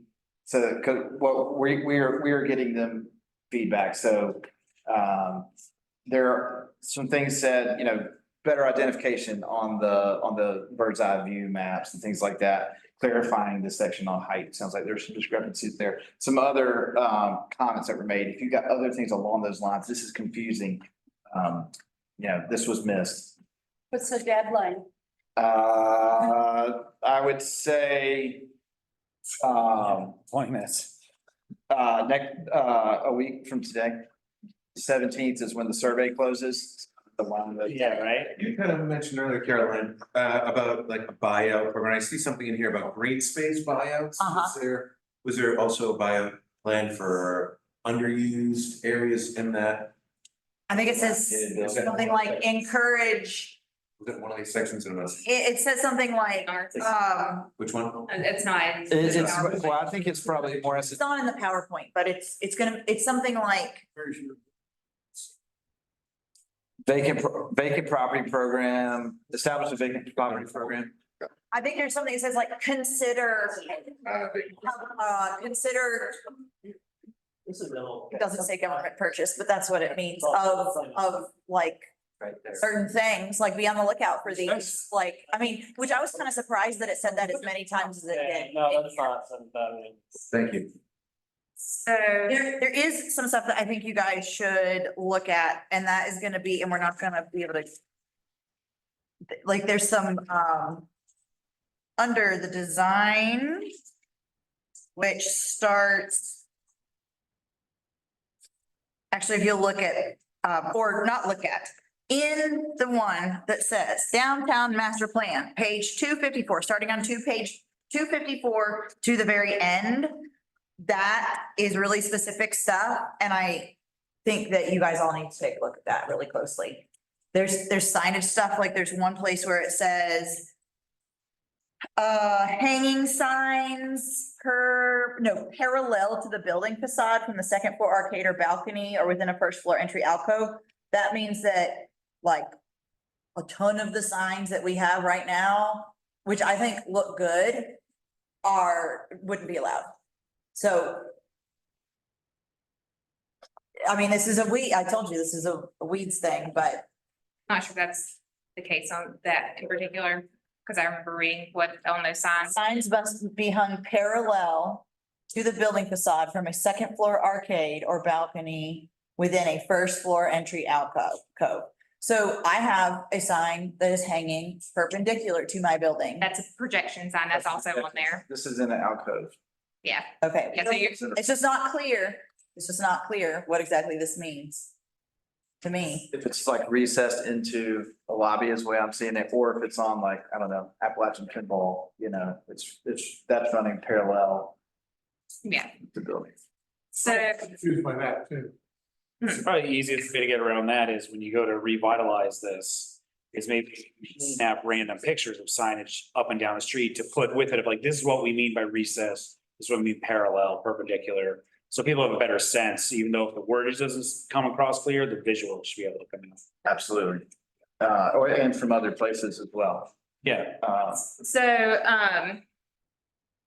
to like in the weeds or high level on the feedback for stuff. So I'd say, things that are confusing or things that are typos or things that you notice there that you can't get out of your head on that, you could email those. I have spent 20 hours on this in the last 7 or 8 days. Yeah. I'm in the room right now, so I'm gonna bring my stuff. Also, just call me if you want to. Yeah, Okay, that's fine, thank you. What she's talking about, like send those things. And that was just an example of one thing that was in the weeds, like an example of stuff you guys might find that you need to act on later. And I'm just telling you how you can act on it. And so you can send it now. Also, you can send that to us, like, you can put it in here, but for things like that, that just are helpful for people to read and to understand, you can also just email that to us as far as like design or style of that. But also kind of on that bigger picture, higher level side of things, like, I would say that if there's anything that's really standing out in there that should not be in here or should be changed, that July meeting that we have would really be that last time that we'd have to provide that as I would really want a to have that recommendation. before, I would want that kind of noted at that July Yeah. meeting, like going into it. Like, hey, we heard these concerns, these are the changes we've made. Yeah, Drive-throughs, just take a look at it. So the next, so you can individually go provide input on, through the website, through that link. You can email us, you can call us with additional feedback. We are compiling additional feedback on the chapter and sending it to the consultants as well. This is gonna ramp up to the next, the survey closes on the 17th. We will take the 17th to the 24th to compile that feedback, present some of that to the planning board. They will have a presentation from the consultants at this special called meeting on June 24th. And there will be a public hearing, so an opportunity for the public to engage the planning board. The planning board will make a recommendation based on what they've heard, based on what's been presented to them, based on what they've read. They'll make some recommendations. They may bring up some similar kind of notes. And that recommendation will go to city council. Before city council, you folks meet again. And provides a great opportunity for us to, we've informed, we've provided this information today. We've had some good discussion. You've got additional time to review it. You've got time to call us, contact us, have additional discussions. And for us to take your feedback. And then hopefully July 9th, we're coming in here, we're addressing maybe some of the things we talked about tonight. And what we're really hoping for is that this group makes a formal recommendation on this specific chapter, maybe some of the other chapters as well. And for that recommendation to go to city council as well. So planning board would be making a recommendation on the full document. You guys would be making recommendations on the downtown specific components. And then on July 10th, we'd be bringing that to city council with, essentially what, I heard some really positive comments. I would love also for, folks to show up at city council and say, hey, I was involved in this process. We were engaged in it and these are my thoughts. And it was, we think you should support it. So any kind of supportive comments on this project are welcomed, highly encouraged. And if you have any negative thoughts, call me before. So then city council is going to hear all that. A very short presentation, but an opportunity for the public. We'll see what happens there in terms of who shows up and what kind of special interests are represented and what people's thoughts are. But they will take in that information and then their charge is to provide us with direction on final revisions to be made. And then from July 10th to August 1st, those revisions will be made and a final document will be presented to them on August 1st for adoption. And then we get to work. So, as I mentioned earlier, this is just the beginning. This is the launching point. We're trying to get to this finish line that is not a finish line. It's a starting line. But just trying to, remind people of that. Like there's been this big effort and the community engagement effort was massive. And there's been a lot of work put into this, but it's really just to get us to the point where we can actually start stop planning and start doing.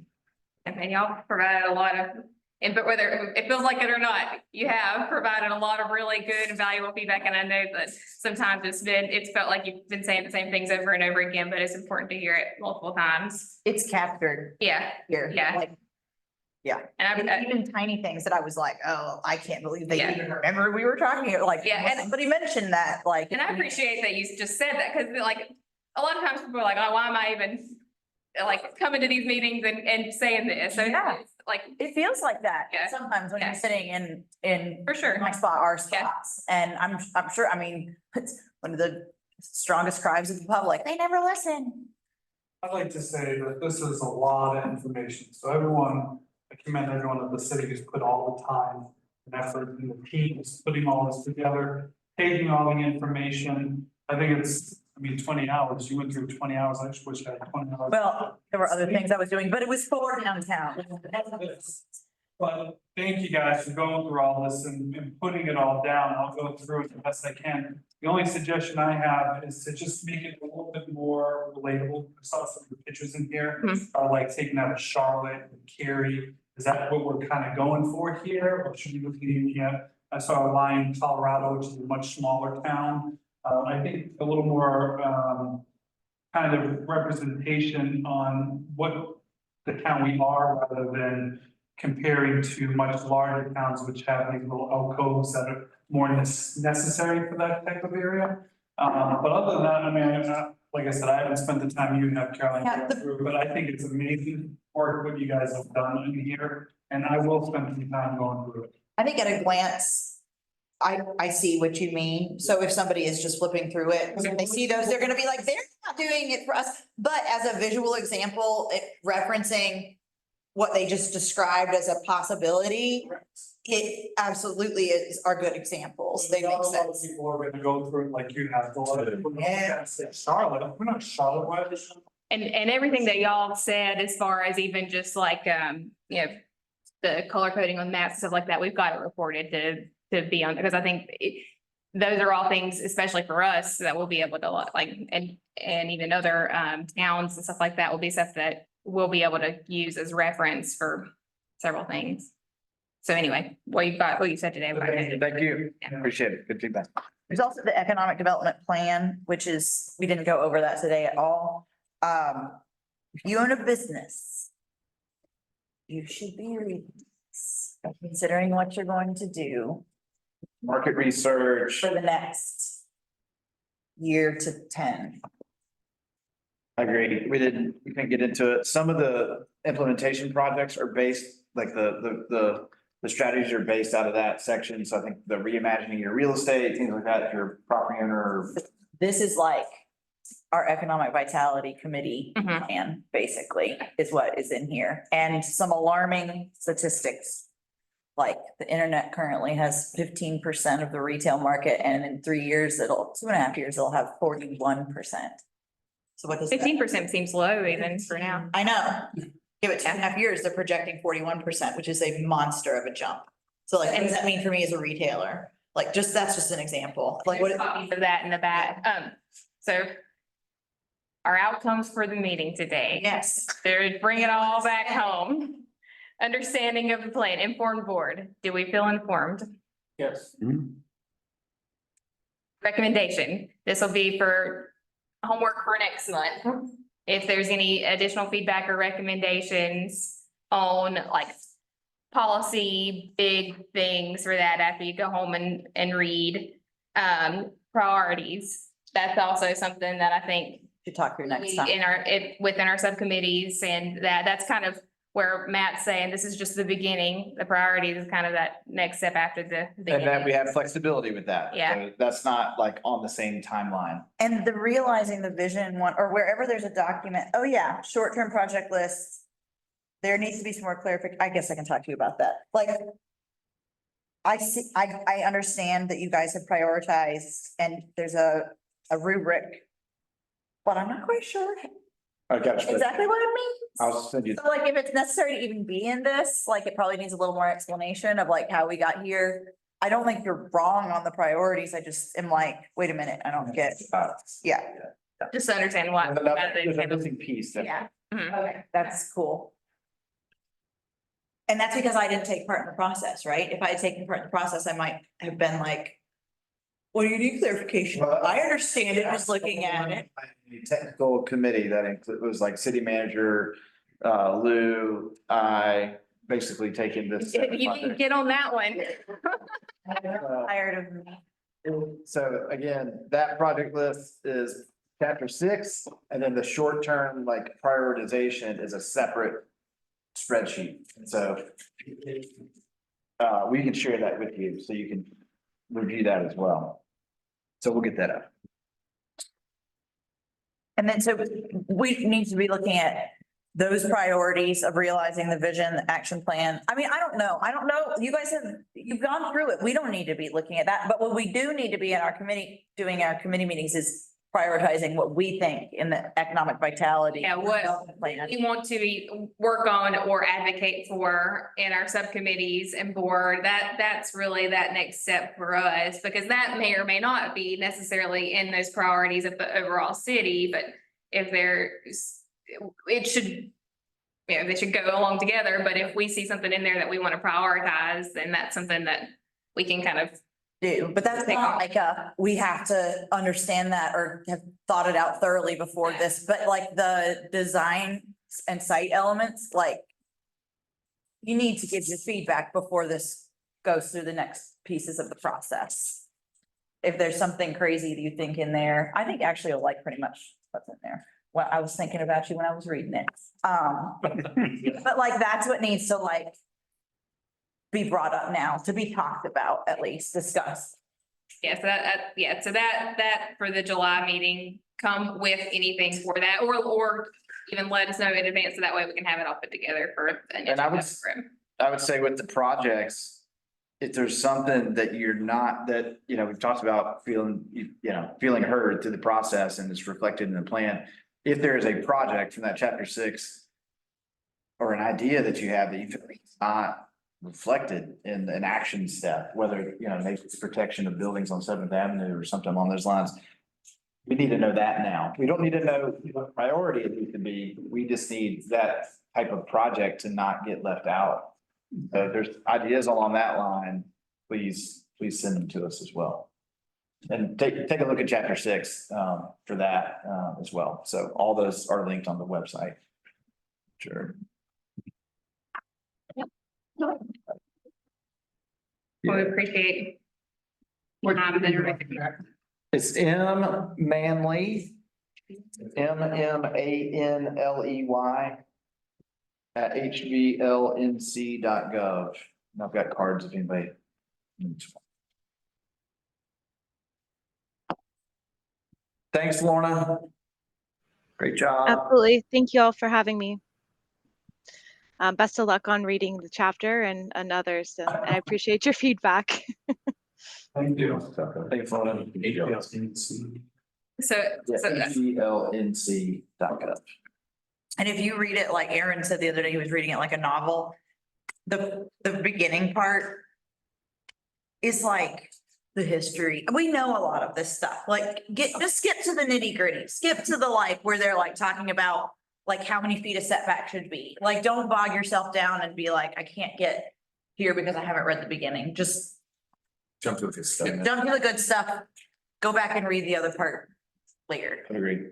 Go straight to the design guidelines. Yeah. yeah, absolutely. And you've already looked at the focus areas, that kind of stuff. I'll just skip right to it. It does all build upon itself, but get to the nitty gritty. I think the Audible. What's that? Audible. Audible. well, the codifying, some of the zoning stuff is gonna be like a top priority. So like the design elements for those districts we need to get those as soon as possible. Like that's,